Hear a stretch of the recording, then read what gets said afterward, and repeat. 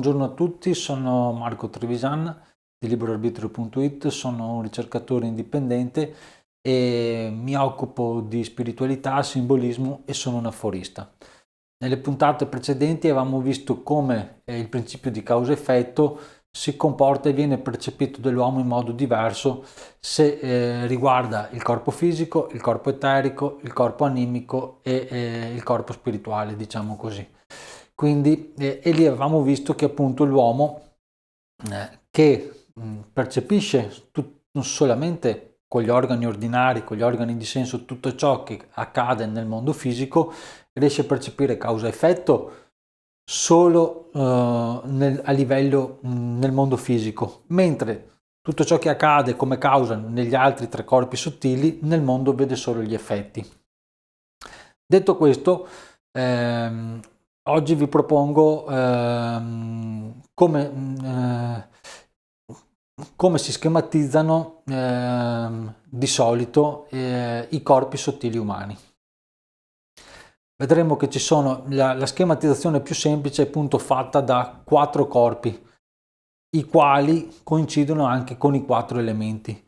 Abbiamo il corpo fisico che però stranamente coincide, potremmo dire, con l'elemento fuoco.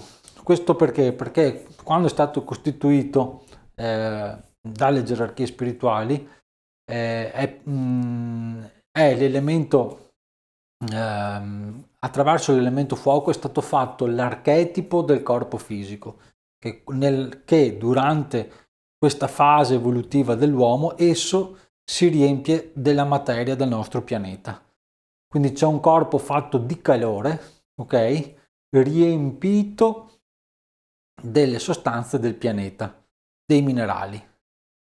Poi abbiamo, e questo è l'elemento fuoco e riguarda il corpo fisico. Poi abbiamo il corpo eterico o energetico, dove all'interno di esso sta praticamente tutto ciò che di solito si chiama con il nome di energia, ovvero stanno le forze vitali. Esso infatti vitalizza la materia, racchiusa all'interno, come dire, il corpo fisico. E il corpo eterico riguarda l'elemento aria. Nell'anima, corpo animico, corpo astrale, che si esprime attraverso il sentire, attraverso, come dire, l'attrarre e il respingere, attraverso appunto il rapporto tra la nostra interiorità e il mondo esterno, esso riguarda l'elemento acqua. Per ultimo, l'io, l'elemento spirituale, riguarda l'elemento terra. E uno potrebbe dire, ma come mai l'elemento terra nell'io, che sarebbe l'elemento spirituale? Perché la coscienza umana si manifesta quando urta contro qualcosa di materiale. Se non urta contro qualcosa di materiale, nell'evoluzione attuale, che è l'essere umano, la sua coscienza non si manifesta. E non a caso, apriamo una piccola parentesi, quando nasciamo, l'io ci mette più o meno, cioè la nostra parte spirituale ci mette più o meno dai 0 ai 3 anni a incarnarsi. Infatti noi non ricordiamo, perché attraverso l'io possiamo leggere la memoria, e non ricordiamo nulla. E proprio nello sbattere addosso ai confini si incarna sempre di più, come dire, la coscienza umana, l'io umano. E quindi solo attraverso un mondo fisicizzato la coscienza umana all'interno di un corpo umano può manifestarsi. E quindi per questo l'elemento terra riguarda direttamente correlato all'elemento spirituale. Quindi abbiamo la schematizzazione base dei corpi sottili è formata appunto di 4 corpi: fisico, che è fatto del minerale, l'eterico, che è fatto di tutte le forze, costituito di tutte le forze vitali, corpo astrale o animico, che è costituito appunto da tutto ciò che sentiamo e corrisponde un po', ripeto sempre, un po' alla legge dell'attrazione, cioè questo rapporto tra la nostra interiorità e il mondo esterno che andiamo costantemente a manifestare con piacere, con simpatia o antipatia. ecco, più che meglio usare questo termine. Mentre per ultimo abbiamo appunto l'io, cioè che cos'è l'io per l'uomo? La capacità di essere autocoscienti. Cosa significa autocoscienti? Mi rendo conto in questo istante che sto registrando,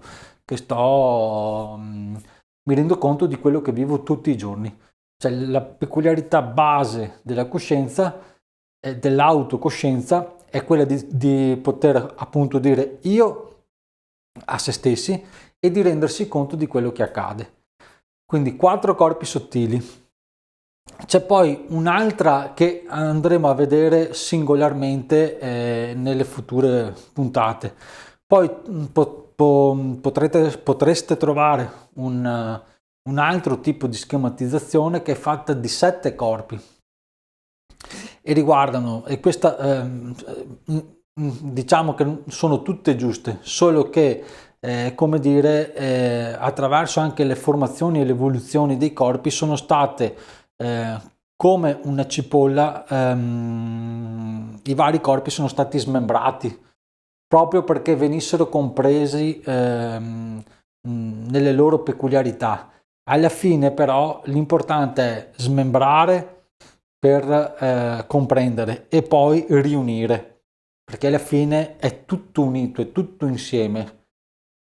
E soprattutto non ci sono molto spesso dei confini nitidi, soprattutto nei mondi spirituali. Però il fare delle categorie e come dire suddividere, ecco, per com'è la coscienza odierna umana è indispensabile per poter comprendere con precisione ciò che accade. Quindi ritorniamo a noi, abbiamo visto i 4 corpi sottili, l'altra schematizzazione è fatta di 7 corpi sottili, appunto abbiamo il corpo fisico, il corpo eterico, l'anima senziente, l'anima razionale, il sé spirituale, lo spirito vitale e l'uomo spirito. Questa sarebbe praticamente, gli ultimi 3 sono, come dire, corpi superiori che nell'attuale evoluzione umana l'uomo ha praticamente in germe, ha solo abbozzati, se li deve conquistare, a meno che un uomo non sia un iniziato, un illuminato e si abbia già conquistato questi, diciamo così, arti superiori. Questa parlo del sé spirituale, dello spirito vitale dell'uomo spirito. La parte, come dire, più lo schema più completo dei corpi sottili viene suddiviso in 9 parti e sono corpo fisico, corpo eterico, corpo senziente, l'anima, quindi abbiamo 3 corpi, diciamo così, la parte più fisica, poi abbiamo 3 anime, l'anima senziente, l'anima razionale e l'anima cosciente, e poi abbiamo 3 corpi spirituali, appunto come dicevo prima, il sé spirituale, lo spirito vitale e l'uomo spirito, che gli ultimi 3 coincidono anche con le schematizzazioni orientali, Buddhi, Atma e Manas. Ed ecco, questo è, come dire, una panoramica generale su quello che viene inteso con la formazione occulta umana e i corpi sottili. Non è che quella da 4 è più giusta e quella da 9 è meno giusta. È un modo appunto per far comprendere all'uomo di suddividere la sua costituzione occulta per poter essere meglio compresa. Di solito, soprattutto all'inizio, per una maggior comprensione come dire, si enunciano e si spiegano i 4 corpi sottili come abbiamo fatto, perché corrispondono anche ai 4 elementi. Comunque vedremo in seguito in realtà di dare, man mano che andiamo avanti con le nostre puntate, di andare avanti e di vedere sempre più nel dettaglio le cose. Spero sia stata interessante anche la puntata di oggi, appunto sulle schematizzazioni dei corpi sottili e niente, vi auguro una buona giornata e vi do appuntamento al prossimo video.